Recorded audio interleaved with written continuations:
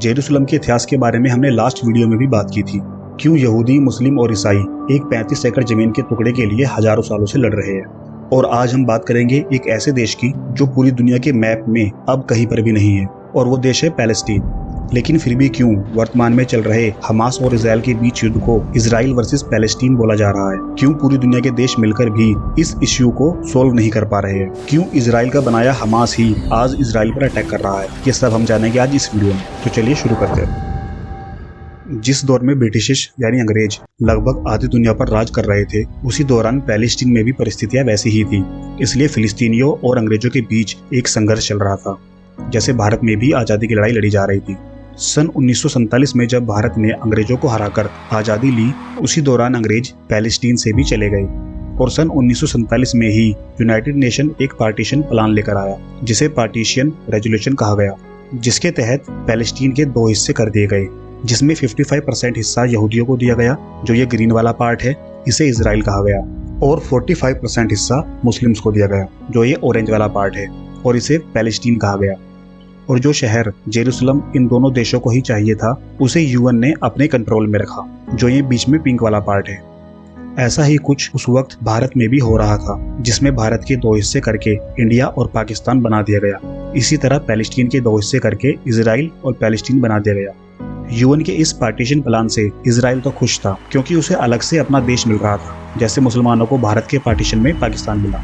लेकिन अरब देशों ने इसे साफ मना कर दिया, क्योंकि उन्हें 2 स्टेट्स सॉल्यूशन नहीं चाहिए था, क्योंकि इस प्लान में मुस्लिम्स को सिर्फ 45% हिस्सा दिया गया था, जबकि मुस्लिम्स की पॉपुलेशन यहूदियों से ज्यादा थी। इसलिए अरब देश चाहते थे कि सिर्फ एक ही देश बने, पैलेस्टीन, और ये दोनों कम्युनिटीज और ईसाई भी उसी में रहे। लेकिन इजराइल ऐसा नहीं चाहता था, क्योंकि एक देश का मतलब है एक गवर्नमेंट, और मुस्लिम्स की तादाद ज्यादा थी, तो जाहिर सी बात है कि पॉलिटिकल पावर भी उन्हीं के पास जाती, उन्हीं के लीडर इलेक्शन जीतते, यानी वो एक इस्लामिक कंट्री बनती। इसीलिए अरब देश ऐसा चाहते थे, लेकिन इजराइल नहीं। इसके बाद फिर 14 मई 1948 को इजराइल ने खुद को इंडिपेंडेंट कंट्री अनाउंस कर दिया और स्टेट ऑफ इजराइल बना दिया, जिसमें पैलेस्टीन कुछ नहीं कर पाया, क्योंकि पैलेस्टीन के पास कोई लीडरशिप या मिलिट्री पावर नहीं थी। लेकिन अगले ही दिन 15 मई 1948 को अरब देश पैलेस्टीन के सपोर्ट में आते हैं और इजराइल पर अटैक कर देते हैं। और ये इजराइल पर चारों तरफ से एक बहुत बड़ा हमला था, जिसे इजिप्ट, सीरिया, इराक, लेबनान और जॉर्डन देश ने मिलकर किया था। अब एक छोटा सा देश जिसे बने हुए सिर्फ एक दिन हुआ है, उसके ऊपर इतने सारे देश मिलकर एक साथ हमला कर देते हैं, तो जाहिर सी बात है उसे हारना ही था। लेकिन ऐसा नहीं होता। ये युद्ध 1 साल तक चलता है और ये छोटा सा देश इजराइल इन सब देशों को हरा देता है। और इस युद्ध का परिणाम यह होता है कि जो बॉर्डर्स यूएन ने पार्टीशन प्लान में बनाकर दिए थे, उतना हिस्सा तो इजराइल लेता ही है, उसके साथ साथ और भी ज्यादा जमीन कब्जा कर लेता है। ये है यूएन का प्लान, और ये है वो जो इजराइल ने युद्ध में जीता। इसके बाद इन देशों के बीच एक एग्रीमेंट साइन होता है, जिसमें एक टेम्परेरी ग्रीन लाइन को बॉर्डर मान लिया जाता है, जिसमें एक पार्ट इजिप्ट के पास चला जाता है, जिसे गाजा पट्टी कहते हैं, और एक पार्ट जॉर्डन देश के पास चला जाता है, जिसे वेस्ट बैंक बोला जाता है, क्योंकि ये जॉर्डन रिवर के वेस्ट में है। बाकी सारा पार्ट इजराइल के पास जाता है, और पैलेस्टीन जैसा कोई देश बचता ही नहीं है, क्योंकि इस एग्रीमेंट में पैलेस्टीन को कोई भी जमीन नहीं दी जाती। जिन देशों ने युद्ध लड़ा था, उन्हीं में उसके हिस्से बट गए। और अब जब देश ही नहीं बचा, तो 7 लाख से ज्यादा पैलेस्टीन के लोग कहाँ जाते? वो अपने ही देश में, अपनी ही जमीन पर रिफ्यूजी बन जाते हैं। और इस दिन को फिलिस्तीन के लोग नकबा डे कहकर बुलाते हैं, जिसे वो कभी नहीं भूल सकते। और इसमें सबसे ज्यादा नोटिसेबल बात ये हुई कि अरब देश पहले तो पैलेस्टीन देश के लिए लड़ रहे थे, लेकिन जब फिलिस्तीनी लोगों के पास रहने के लिए जगह ही नहीं रही, तब किसी भी अरब देश ने इन्हें अपने देश में जगह नहीं दी। इनफैक्ट उस दौरान अरब देशों में सिटीजनशिप लेने के लिए जो प्रोसेस था, उसे भी ज्यादा हार्ड कर दिया गया। लेकिन फिर यूएन ने इजराइल पर प्रेशर बनाया और कहा कि हमने जो 2 स्टेट सॉल्यूशन बनाया था, आप उसे ही फॉलो करो। तब इसके रिस्पॉन्स में इजराइल ने कहा कि जो जॉर्डन और इजिप्ट के पास एरिया गया है, इसे पैलेस्टीन को दे दिया जाए। लेकिन जॉर्डन और इजिप्ट ने इसके लिए मना कर दिया और कहा कि अगर वो ऐसा करते हैं तो उनकी जो पोजीशन है अभी, वो उससे पीछे हो जाएंगे। लेकिन एक बार जब वो इजराइल से पूरा देश खाली करा लेंगे, तब वो पैलेस्टीन को वहां पर बसाएंगे। लेकिन इस सब के बीच पैलेस्टीन को लगने लगा कि उनके पास भी उनकी कोई खुद की लीडरशिप होनी चाहिए, और तब 1964 में जन्म हुआ PLO का, पैलेस्टीन लिबरेशन ऑर्गेनाइजेशन, जिसका मकसद ही था इजराइल से जमीन वापस लेना।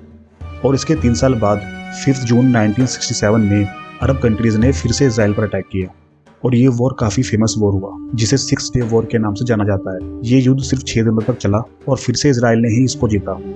इसराइल ने तीनों देश इजिप्ट, जॉर्डन और सीरिया को हराते हुए पहले इजिप्ट से गाजा स्ट्रिप लिया, फिर जॉर्डन से वेस्ट बैंक लिया और सिर्फ इतना ही नहीं बल्कि सीरिया से उसका गोल्डन हाइट्स एरिया भी ले लिया।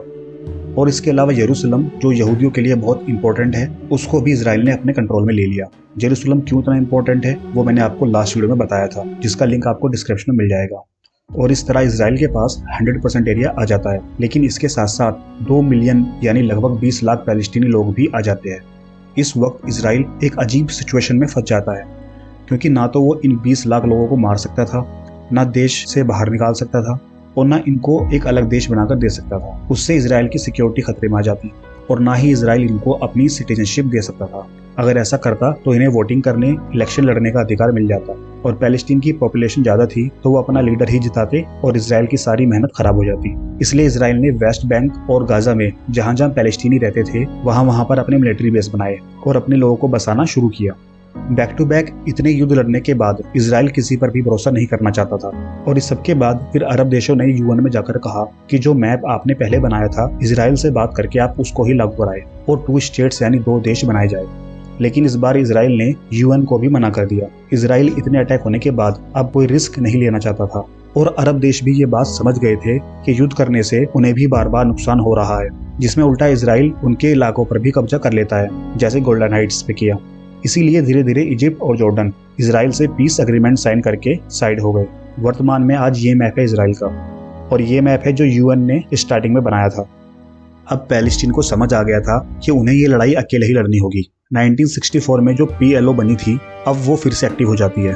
PLO कई सारे छोटे छोटे ग्रुप मिलाकर बनी थी, लेकिन इन सब में सबसे बड़ा ग्रुप था फतह, जिसका लीडर और फाउंडर था यासर अराफत। ये ग्रुप गाजा स्ट्रिप में एक्टिव था। फिर धीरे धीरे गाजा स्ट्रिप और वेस्ट बैंक में कई प्रोटेस्ट, दंगे और कई सारी आतंकवादी गतिविधियां होने लगी। अभी तक जो भी युद्ध हुए थे उन्हें इसराइल जीत लेता था, क्योंकि वो हमले बाहर से होते थे। लेकिन इस बार ये सब इसराइल के अंदर हो रहा था, इसलिए इसराइल बैकफुट पर था। क्योंकि आम लोगों की भीड़ में कौन हमलावर है कौन नहीं ये पता लगाना आसान नहीं होता। पहले के युद्ध की तरह यहाँ पर इसराइल अपने टैंक्स लाकर खड़े नहीं कर सकता था, इसीलिए ये सब 6 सालों तक चला। ये सब जब हो रहा था तब गाजा पट्टी में एक ऑर्गेनाइजेशन थी, मुस्लिम ब्रदरहुड, जिसे खुद इसराइल ने इस्लामिक सेंटर बनाने के लिए, चैरिटी करने के लिए, गरीब पैलेस्टीन्स की मदद करने के लिए और बच्चों के स्कूल बनाने के लिए अलाउ किया हुआ था। और इसराइल की गवर्नमेंट और मिलिट्री इन्हें फंड्स भी करती थी और इसीलिए इनके फॉलोअर्स भी तेजी से बढ़ रहे थे। ये कोई वायलेंस नहीं करते थे, सिर्फ सामाजिक कार्य करते थे, इसीलिए इसराइल भी इन्हें सपोर्ट करता था। लेकिन फिर 1987 में मुस्लिम ब्रदरहुड ने अपनी एक नई विंग बनाई जिसका नाम रखा हरकत अल मुकावमा अल इस्लामिया, जिसको शॉर्ट में हमास कहा गया। फिर हमास ऑर्गेनाइजेशन में एक पैलेस्टीनी रिफ्यूजी जुड़ा जिसका नाम था मोहम्मद डेफ, जो आज की डेट में दुनिया का मोस्ट वांटेड टेररिस्ट है। और अभी जो 7 अक्टूबर में इसराइल पर हमला हुआ, ये हमला पूरा इसी ने प्लान किया था। स्टार्टिंग में तो इसराइल ने PLO से मुकाबला करने के लिए हमास को बहुत फंड दिया, मतलब हमास इसराइल की ही क्रिएशन है। लेकिन आगे चलकर हमास ने ही इसराइल पर अटैक किए, क्योंकि आखिरकार उन्हें अपना देश पैलेस्टीन चाहिए था। अभी तक सभी लड़ाई इसराइल की मिलिट्री से और मिनिस्ट्री से लड़ी जा रही थी, लेकिन हमास ने आम लोगों पर हमले किए, जैसे बच्चों की स्कूल बस को बॉम्ब से उड़ा देना या स्लीपर सेल की तरह खुद पर बॉम्ब लगाकर अटैक करना।